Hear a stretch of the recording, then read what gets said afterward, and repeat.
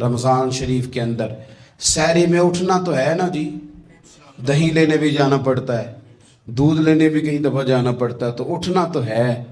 تو ایسا نہ کریں کہ 10 منٹ پہلے اٹھیں، اٹھ کے پہلے تہجد کی نماز پڑھیں، وہ نماز جس کے بارے میں میرے نبی پاک علیہ السلام نے فرمایا جب بندہ تہجد کے لیے کھڑا ہوتا ہے تو رب اسے دیکھ کے مسکراتا ہے جو اس کی شان کے لائق۔ باقی نمازوں پہ ثواب ہو رہا ہے، تہجد کے وقت اللہ مسکرا رہا ہے۔ اور حضور فرماتے ہیں اگر جوان آدمی تہجد کے لیے اٹھے تو رب فرشتوں کے سامنے فخر فرماتا ہے۔ تو تہجد کی نماز ہر روز موقع ہونا ہے، اٹھنا ہی اٹھنا ہے، شہری کے لیے تو اٹھنا ہی ہے، تو وہی وقت تہجد کا ہے، خوب تہجد کی نماز پڑھنی۔ ایک چیز آپ نے نا پورا رمضان استعمال نہیں کرنی، وہ غصہ ہے۔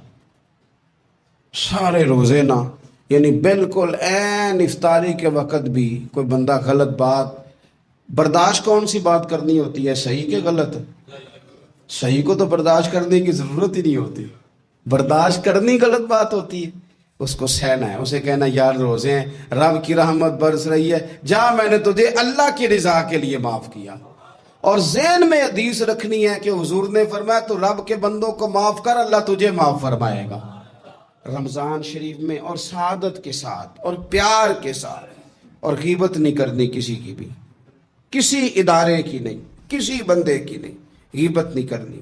آپ کو حدیث میں ملے گا کہ نبی پاک علیہ السلام نے کچھ بیویوں سے کہا تھا کہ تم نے تو روزہ توڑ دیا ہے اور تم نے حلال کے ساتھ رکھا تھا، حرام کے ساتھ توڑ دیا۔ یا رسول اللہ کس طرح؟ فرمایا غیبت نہیں کی تم نے، مردہ بھائی کا گوشت نہیں کھایا، یہ بہت بڑا جرم ہے، اس سے بچنا ہے۔ موبائل کم استعمال کرنا ہے، اور مہربانی کریں کم خبریں دیکھیں، جو خبریں عورتیں پڑھتی ہیں ان خبروں سے بھی پرہیز کریں۔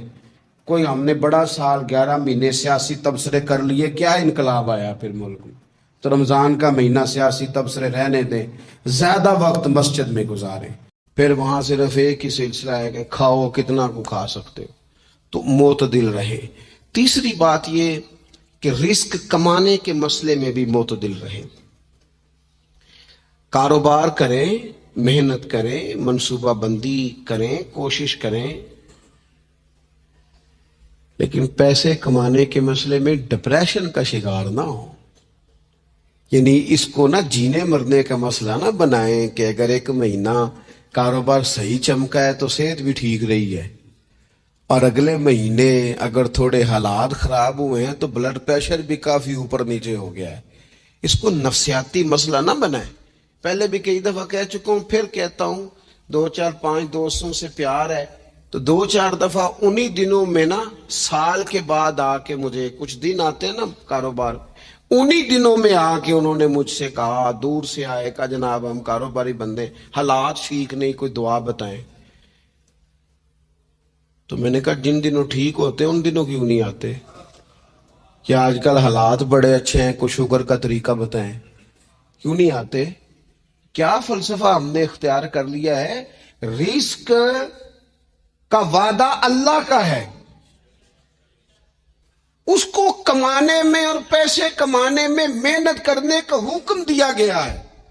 نبی پاک علیہ السلام نے فرمایا جد و جہد کرو، نکلو، اللہ پہ بھروسہ کر کے نکلو، جس طرح وہ پرندوں کو روزی دیتا تمہیں بھی دے گا، لیکن اس میں نفسیاتی مسئلہ نہ بنایا جائے، نفسیاتی نہ بنایا جائے۔ حضور علیہ السلام نے نا ایک جملے کے اندر اس مضمون کو اتنے حسین انداز میں سمیٹا ہے نا کہ مسلمان، یہ ابن ماجہ میں موجود ہے، مسلمان اگر ان 2 جملوں کو کبھی سمجھ جائے نا تو سکون آ جائے زندگی میں، اطمینان نصیب ہو جائے، تیقن کی دولت ملے۔ حضور فرمانے لگے رزق کمانے کے معاملے میں معتدل رہنا، کوئی بندہ اتنی دیر تک مرے گا نہیں جب تک اس کے حصے کا رزق اسے مل نہ جائے۔ اتنی دیر تک بندہ دنیا سے نہیں جائے گا، تیرا حصہ تیرے تک پہنچے گا۔ کبھی بھی بے آبرو ہو کے رزق کمانے کے چکر میں نہ پڑے، کبھی بھی ذہن پہ سوار نہ کر لیں کہ میرا کام نہیں چل رہا، کبھی بھی اس طرح کی طبیعت نہ بنائیں۔ اور میں تھوڑی دیر پہلے عرض کر رہا تھا کہ ایک بزرگ نے نا 2 کنجوس لوگوں کو پہلے بلایا، کنجوس آدمی تھے اللہ ماشاء، تو ان کے سامنے کھانا رکھا، کھانا بڑا بہترین اعلی کوالٹی کا، لیکن ان سے کہا کہ جناب ہم نے نا ایک سبق لینا ہے آپ سے، تو کھانا تو آپ کو ملے گا اور آپ کی مرضی کا پکایا ہے، پر کھانے کا طریقہ ہمارا ہے۔ انہوں نے کیا کیا، یہاں سے رکھ کے نا ان کے ہاتھ باندھ دیے۔ وہ پرانے زمانے میں جو جرہ ہوتے تھے، بازو ٹوٹ جاتا تھا تو باندھ دیتے نا لکڑیاں رکھ کے، تو لکڑیاں رکھ کے نا ہاتھ باندھ دیے تاکہ یہ جوڑ موڑ نہ سکے، تو یہاں سے ہاتھ باندھ دیے کہ روٹی کھاؤ۔ کنجوس بندے تھے۔ اب انہوں نے لقمہ اٹھایا، ہاتھ بندھا ہوگا، یہاں سے لے جا کے جب منہ میں پھینکا، وہ کپڑے بھی سارے الجھ گئے، حال بھی خراب ہو گیا، پر کھایا انہوں نے مزہ لے کے پورا۔ وہ بڑی بری حالت ہو گئی۔ وہ کنجوس تھے دونوں کو دسترخوان پہ روٹی کھائی جا رہی۔ اب ان دونوں کو سمجھانے کے لیے کہا کہ اب ہم تمہیں 2 اور لوگوں سے بھی ملواتے ہیں۔ اب 2 وہ بندے بلائے جو دل کے سخی تھے، جو رزق کے معاملے میں اس کا زیادہ حریص نہیں تھے۔ ان کی بھوک جو تھی وہ کہیں دور تک دکھائی نہیں دے رہی تھی۔ انہوں نے کہا جناب ادھر آئے آپ دونوں بھی۔ ان کے بھی ہاتھ باندھ دیے گئے، کہا آپ نے روٹی کھانی ہے، آپ نفیس لوگ ہیں، ناراض نہ ہوئیے گا، سخی بندے ہیں، پر کھانا آپ نے کھانا ہے، پر ہماری مجبوری ہے، ہم نے آپ کے ہاتھ باندھ کے روٹی دینی ہے آپ کو۔ وہ 2 بندے بھی آمنے سامنے بٹھا دیے گئے، کھانا چن دیا گیا، ہاتھ یہاں سے باندھ دیے گئے، لیکن وہ سخی تھے۔ انہوں نے کہا جناب کوئی مسئلہ نہیں، اللہ تعالیٰ توفیق دے گا۔ انہوں نے کیا کیا، وہ لقمہ لگاتے اور ایک دوسرے کے منہ میں ڈالنا شروع کر دیتے۔ کھانا بھی کھا لیا، کپڑے بھی بچ گئے، نفاست بھی قائم رہ گئی، اور کسی قسم کی کوئی پریشانی آئی، کام خاصا مشکل ہے کسی کے منہ میں لقمہ دینا، یہ کام بڑا مشکل ہے، یعنی کھانا آ جائے، پک جائے، پاس پہنچ جائے، اور پھر اسے توڑ کے بنا کے اتنی محنت کر کے دے کسی کے منہ میں دینا۔ لیکن یہ دے کے دیکھو کپڑے بچ جائیں گے انشاءاللہ، نفاست نظر آئے گی، حسن نظر آئے گا، خوبصورتی نظر آئے گی، اس میں لطافت محسوس ہوگی، اس میں لگے گا کہ یہ بندہ ایسا ہے جسے اللہ تعالیٰ نے اپنے فضل سے عطا فرمایا ہے۔ تو غیر معتدل طریقہ بندے کو رسوا کر دیتا ہے، رسوا کر دیتا ہے۔ وہ مال کمانے تو نکلتا ہے لیکن وہ کمزور ہو جاتا ہے، اس کا مزاج اور طرح کا ہو جاتا ہے۔ میں نے دیکھا ہے، وہ جناب ساری دنیا چھٹی پہ ہے لیکن اس نے کہا چلو آج میں دکان کھول لیتا ہوں، گاہک کہیں بھی نہیں آئے گا تو چلو سارے آج مجھے مل جائیں گے۔ ایسا نہیں ہوتا، رزق اللہ نے تقسیم فرمایا ہے، اور جس کا ہے وہ اس تک پہنچ جاتا ہے۔ تو غیر معتدل طریقہ اور رسوائی والا طریقہ کبھی بھی اختیار۔ اسی طرح کا معاملہ سخاوت میں ہے۔ نبی پاک علیہ الصلوۃ والسلام نے فرمایا کہ جب صبح دن چڑھتا ہے تو فرشتے دعا کرتے ہیں، کہتے یا اللہ سخی کو زیادہ عطا فرما، اسے زیادہ دے۔ حضور فرماتے ہیں جو سخی ہوتا ہے نا، یہ لوگوں کے بھی قریب ہوتا ہے، اللہ تعالیٰ کے بھی قریب ہوتا ہے، اور جنت کے بھی قریب ہوتا ہے۔ اور یہ جو کنجوس ہوتا ہے یہ لوگوں سے بھی دور ہوتا ہے، اللہ تعالیٰ سے بھی دور ہو جاتا ہے، جنت سے بھی دور ہو جاتا ہے۔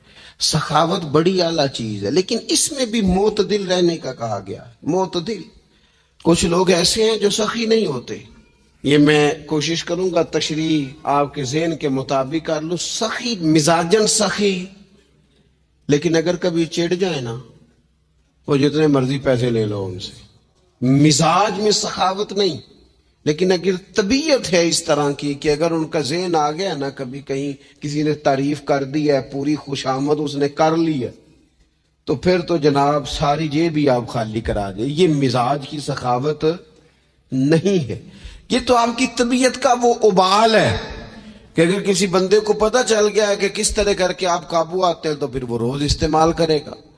اور یہ ہوتا ہے، یہ ماحول ہوتا ہے۔ میں چونکہ مذہبی ماحول سے تعلق رکھتا ہوں، میں نے خود یہ دیکھا ہے کہ کوئی شخص اگر اس نے زیادہ بڑا منہ کھول کے لوگوں سے مانگنا شروع کر لیا ہے تو پھر تو جناب بڑی بات ہے، مہنگا آدمی۔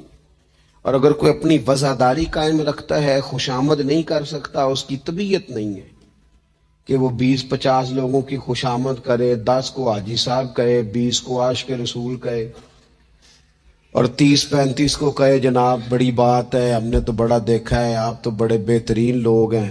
تو پھر جناب وہ اگر یہ کام اسے کرنا آتا ہے تو پھر اس کا مطلب ہے اسے دہاڑی بھی اچھی لگانی آتی، پھر اس کی آواز کا بھی زیادہ سریلا ہونا ضروری نہیں، پھر اللہ تعالیٰ معاف فرمائے، پھر بس ٹھیک ہے، اب میں کیا اس پر تبصرہ کروں، پھر تو ہم دیکھ رہے ہوتے ہیں جس کو وہ عاشق رسول کہہ رہے ہوتے ہیں نا۔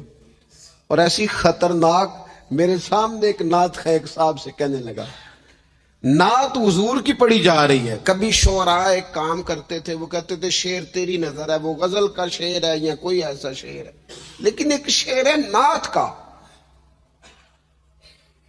اس میں تو حضور کی تعریف ہے۔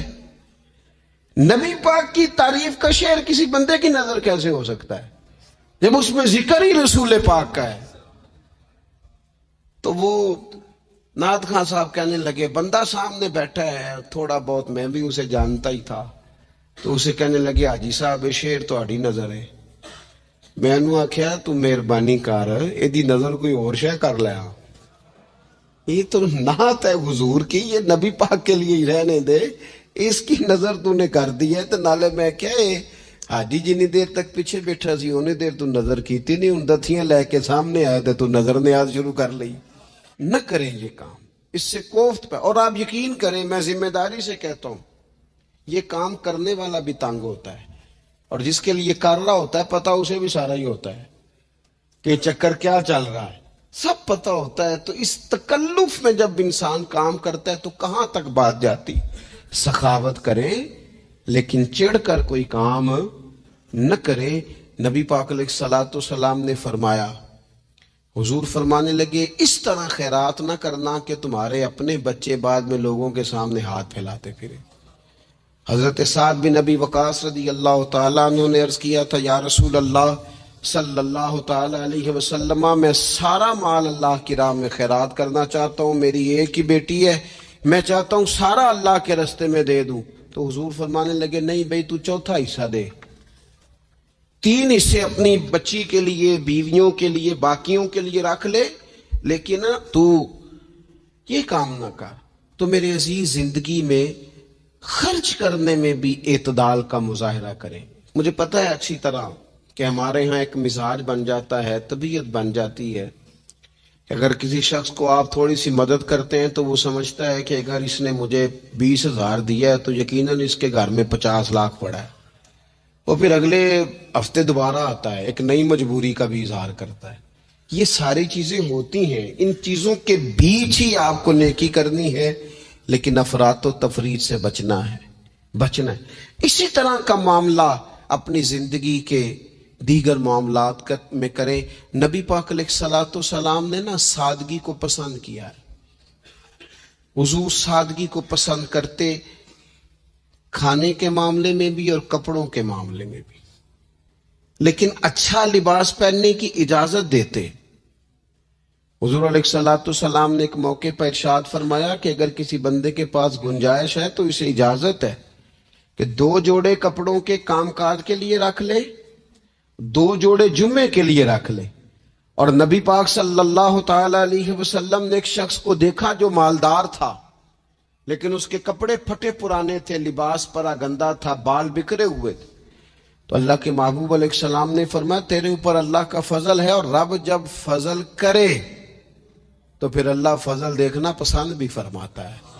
فرمایا تو اچھا لباس پہن، حرج کوئی نہیں، لیکن اپنا رسول پاک علیہ السلام کا طریقہ مبارکہ یہی تھا کہ سیدہ عائشہ صدیقہ فرماتی ہیں کہ یہ وہ لنگی مبارک ہے اور یہ وہ پیوند والا کرتا مبارک ہے، اسی میں محبوب نے اپنی جان اپنے رب کریم کی بارگاہ میں پیش کر دی۔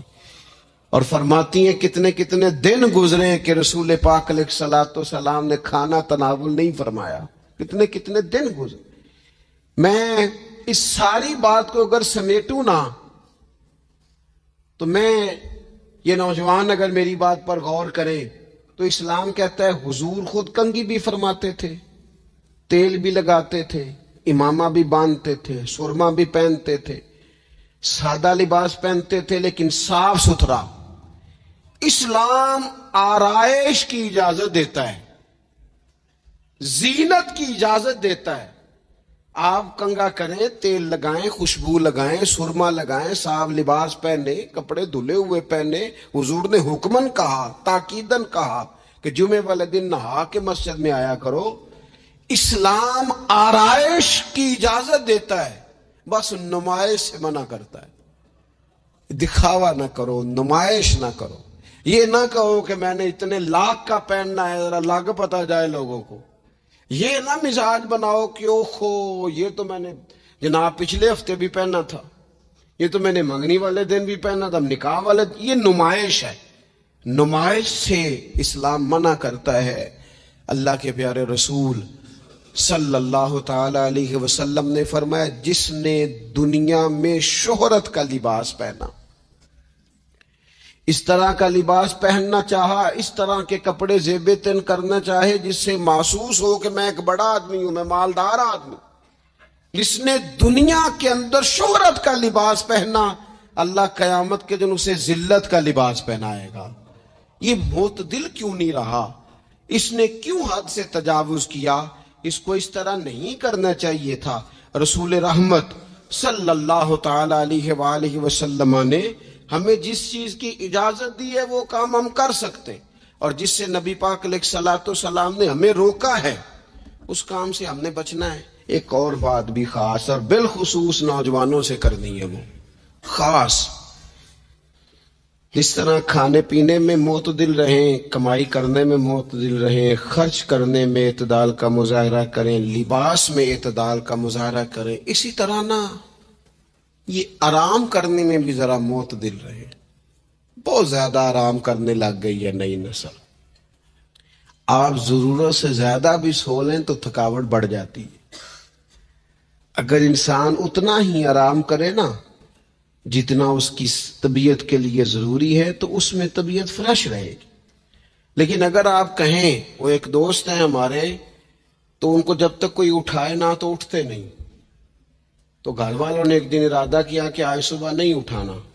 دیکھتے کتنے بجے اٹھتا ہے، ماشاءاللہ شادی شدہ ہیں، بچے ہیں، تو کہنے لگے جی پھر اللہ کے فضل سے میں 2 بجے خود ہی اٹھ گیا تھا۔ رات ایک شخص سویا ہے اور اگلے دن 2 بجے سویا، تو اب انہوں نے تو یہ بات محبت میں کی، تو پھر میں نے ان سے یہ پوچھا، میں نے کہا یہ بتائیں کہ آپ چلیں رات آپ سو گئے، سمجھ لیں آپ سو گئے 2 بجے رات کو، 12 گھنٹے کے بعد اگر آپ اٹھے طبیعت کیسی تھی؟ کہنے لگی فریش نہیں تھی۔ میں نے کہا فریش تبھی ہوتی ہے اگر آپ فجر میں اٹھ کے وضو کر کے نماز پڑھتے، فریش یہ تبھی ہوتی ہے اگر آپ سحری آپ اپنی روٹین کے مطابق اٹھتے اور اپنی ڈیوٹی پہ جاتے، واپس آتے اور تھک کے سوتے۔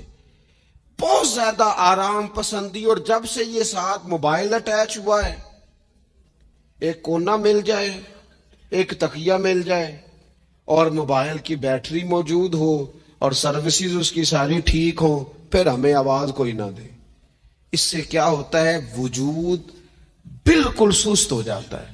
آپ کو اللہ تعالیٰ نے جو قدرتی صلاحیتیں دی ہیں، آپ جو کچھ کر سکتے ہیں اپنے گھر کے لیے، وطن کے لیے، ماں باپ، وہ آپ نہیں کر پائیں گے۔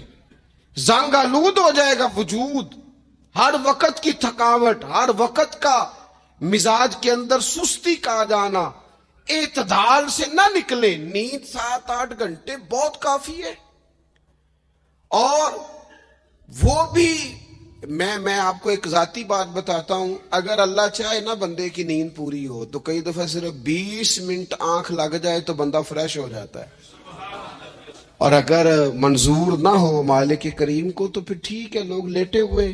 اللہ کے پیارے رسول صلی اللہ تعالی علیہ وسلم نا بہت زیادہ آرام طلبی کو پسند نہیں کرتے، مسلسل جد و جہد۔